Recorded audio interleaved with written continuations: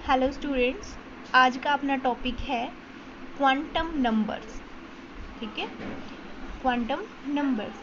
देखो, हमें पता है कि जो इलेक्ट्रॉन है वो न्यूक्लियस के अराउंड रिवॉल्व करता है एक स्पेसिफिक पाथ में, ऑर्बिट में। ये हमें बोहर मॉडल ऑफ एटम से पता चला था। उसके बाद हेजनबर्ग अनसर्टेनिटी प्रिंसिपल आया, डी ब्रॉगली वेव इक्वेशन आई। क्लियर? उन्होंने क्या बताया कि जो इलेक्ट्रॉन है वो एक पार्टिकल तो होता ही है, उसके साथ साथ वेव नेचर भी शो करता है। क्लियर? वेव नेचर भी शो करता है, यानी कि जो इलेक्ट्रॉन है वो न्यूक्लियस के अराउंड कैसे रिवॉल्व करेगा, एक स्पेसिफिक पाथ में तो करेगा ही, लेकिन एक वेव की तरह वो मूव करेगा। ये टॉपिक भी हम अच्छे से पढ़ चुके हैं। अब नेक्स्ट आता है क्वांटम नंबर। क्वांटम नंबर्स क्या होता है? एक 4 नंबर का सेट होता है। 4 नंबर्स का एक सेट होता है जो क्या करेगा, हमें इलेक्ट्रॉन कहाँ पे प्रेजेंट है, कहाँ पे वो मूव कर रहा है, किस ओरिएंटेशन में मूव कर रहा है, उसके बारे में पूरी की पूरी इंफॉर्मेशन देता है। यानी कि क्वांटम नंबर क्या है? It is a set of 4 number which give the location of electron, या फिर तुम बोल सकते हो एड्रेस ऑफ इलेक्ट्रॉन, ठीक है, इन ए एटम। तो इसको हम कैसे लिखेंगे क्वांटम नंबर्स को? क्वांटम नंबर्स की definition, it is a set of 4 number which give all information about electrons in a atom। किसी एटम में इलेक्ट्रॉन्स की सारी इंफॉर्मेशन एक 4 नंबर का सेट हमें देता है, जिसको बोला जाता है क्वांटम नंबर्स। अब ये 4 क्वांटम नंबर्स कौन कौन से हैं? N, L, M और S। N यानी कि principal quantum number, L azimuthal quantum number, इसी का दूसरा नाम है सेकेंडरी क्वांटम नंबर या फिर subsidiary quantum number, M magnetic quantum number और S है स्पिन क्वांटम नंबर। अब हम इनको एक एक करके पढ़ेंगे। तो पहला आ जाओ, principal quantum number. Principal quantum number, principal quantum number को स्मॉल n से हम डिनोट करते हैं। जो n की वैल्यू है वो 1, 2, 3, 4 अप टू इन्फिनिटी, ये होगी। अब जो प्रिंसिपल क्वांटम नंबर है वो हमें सेल के बारे में बताता है। सिंपली हम बोले तो ये हमें किसके बारे में बताएगा? ऑर्बिट के बारे में बताएगा। क्लियर? तो यानी कि तुमने सुना भी होगा, पहले बोहर मॉडल में भी आया था, n इज इक्वल टू 1 यानी कि k, l, m, n, o, इस टाइप से। यानी कि जो n इज इक्वल टू 1 यानी कि कौन सी सेल है? k सेल है, k ऑर्बिट है। सेल और ऑर्बिट एक ही होता है। n इज इक्वल टू 2 यानी कि l सेल है।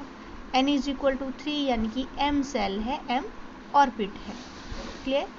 उसके बाद जो इसका अगर हम यूज़ देखें तो ये हमें किसके बारे में बताता है? Size of orbital. अब ये ऑर्बिटल क्या है? अब देखो, ऑर्बिट तो क्या हो गया? एक स्पेसिफिक पाथ हो गया जिसमें इलेक्ट्रॉन रिवॉल्व करता है। अब हमने देखा कि जो इलेक्ट्रॉन है वो तो वेव की तरह भी घूम रहा है। क्लियर?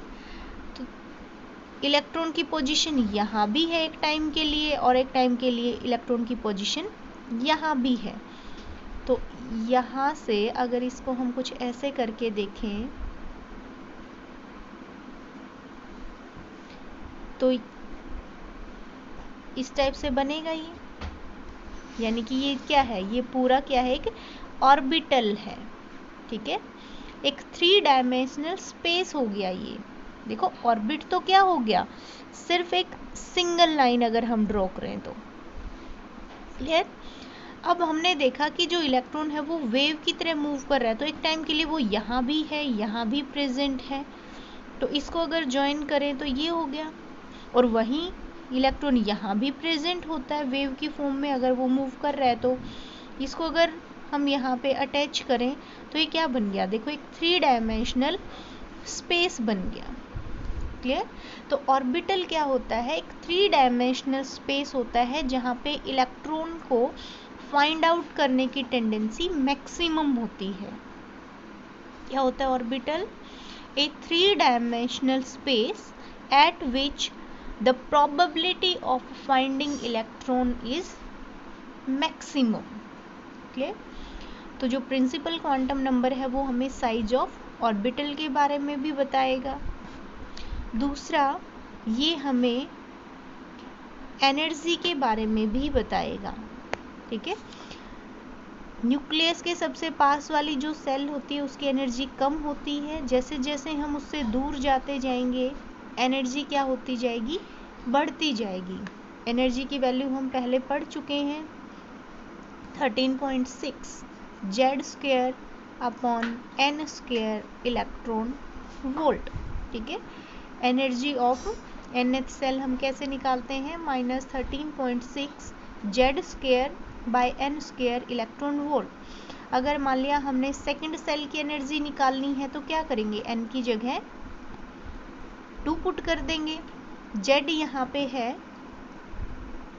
एटॉमिक नंबर और n कौन सा है, नंबर ऑफ सेल। क्लियर हो गया प्रिंसिपल क्वांटम नंबर्स। सेकंड हम पढ़ेंगे L azimuthal quantum number. Second लिखते हैं हम एजीमुथल क्वांटम नंबर, इसको L से डिनोट करेंगे हम।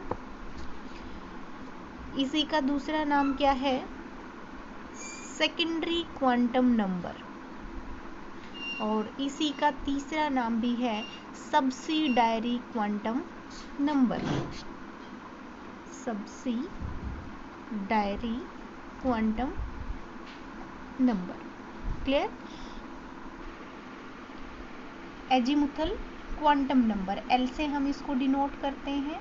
अगर L की वैल्यू पूछ ली जाए कहाँ से कहाँ ये लाई करता है, तो L की वैल्यू होती है 0 to n-1। कहाँ? 0 to n-1। अगर मान लिया n की वैल्यू कितनी है, 1 है, तो L की वैल्यू उस टाइम पे कितनी हो जाएगी, 0। n की वैल्यू अगर कितनी है, 2 है, तो L की वैल्यू कितनी हो जाएगी, 0 और 1। n की वैल्यू कितनी है, 3, तो L की वैल्यू कितनी हो जाएगी, 0 से लेके 3 - 1, यानी कि 0 1 2। क्लियर? कैसे हम ये फाइंड आउट करते हैं। अब नेक्स्ट देखो, ये हमें बताता किसके बारे में है, ये हमें बताएगा सब सेल के बारे में। सब सेल के बारे में बताएगा। ठीक है? यानी कि एक सेल में कितनी सब सेल प्रेजेंट होती हैं, और वो सब सेल का नाम क्या है, S सब सेल, P सब सेल, D सब सेल, F सब सेल, आगे हम अगर हायर क्लासेस में पढ़ेंगे तो G सब सेल, ऐसे। ठीक है? और इसी को नाम दिया जाता है orbital, S orbital, P orbital, D, F, इस तरह से।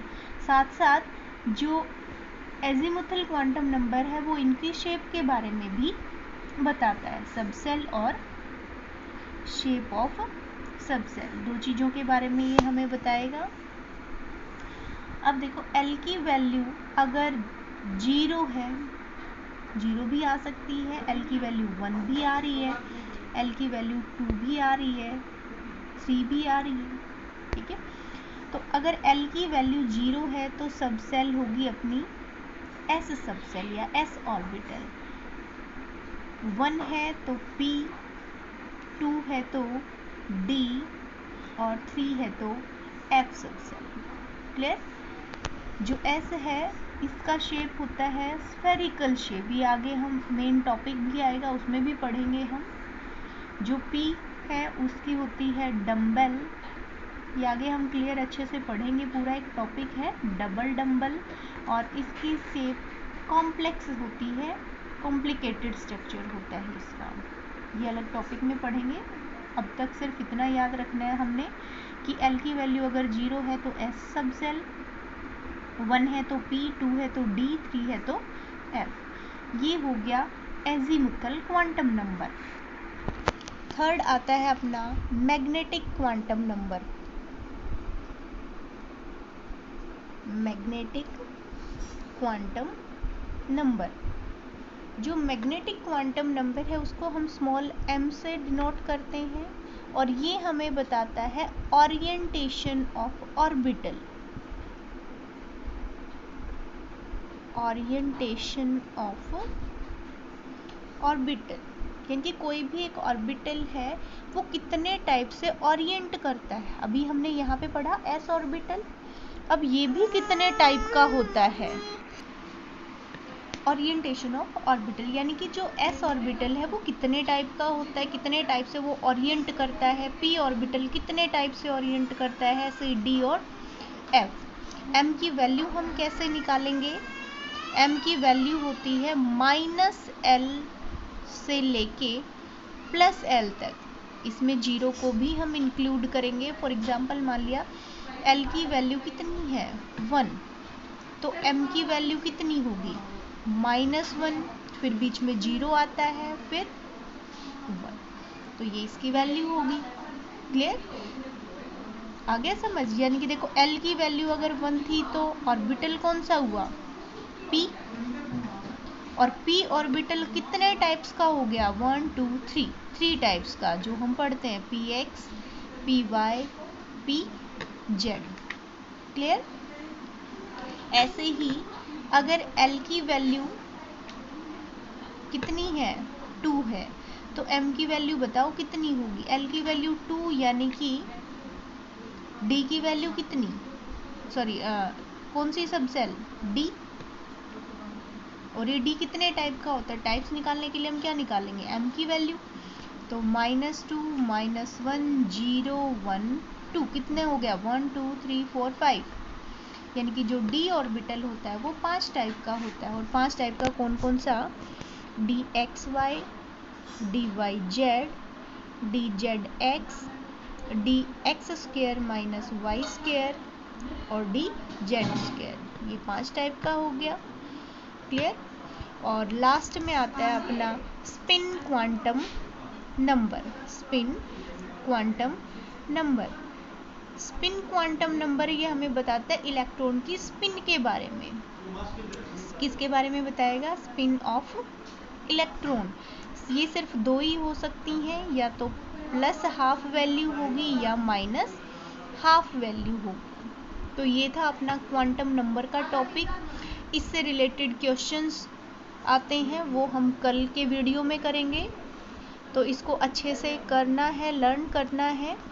एक क्वेश्चन मैं फिर भी दे देती हूँ तुम्हें, कोशिश करना करने की, कि जो 4D है उसमें चारों के चारों क्वांटम नंबर कौन से होंगे वो बताओ। 3s में चारों के चारों क्वांटम नंबर्स की वैल्यू कौन सी होगी इसके बारे में बताओ। और 3p में कितने क्वांटम नंबर्स हैं, चारों की वैल्यू फाइंड आउट करनी है। ठीक है, तो इसको सॉल्व करना है, करके देखना है। ओके।